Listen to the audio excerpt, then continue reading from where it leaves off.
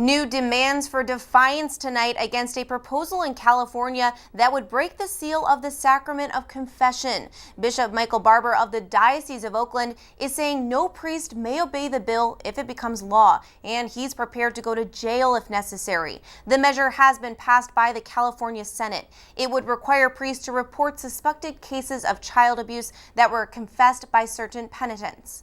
The California attack on the sacrament is the latest of several actions by lawmakers around the world that would undermine the seal of confession. National correspondent for the Tablet and Crux, Christopher White, joins us to discuss the disturbing trend. Chris, thank you for being here. Good to be with you, Emily. Chris, what sort of ripple effects could the California legislation cause, and what are the threats to religious freedom? Well, Emily, I think a lot of religious leaders and lay faithful fear that religious persecution and religious attacks against believers in sort of hard ways like we see in the Middle East, but in soft ways like this are a real rising threat, and they fear that California, which mind you is the most populous Catholic state in the country, could create a ripple effect where other states seek to enact similar legislation. Is there a valid case to be made that these laws could actually help child safety?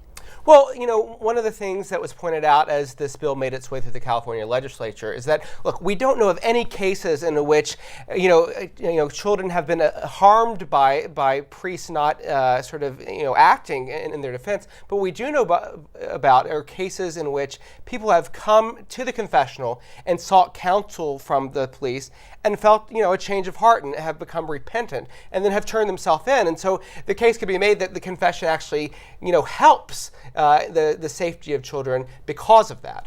How have priests and parishioners responded to this legislation? Well, I think, Emily, there's been this real fear that, look, this is a publicity stunt aimed to harm the church directly.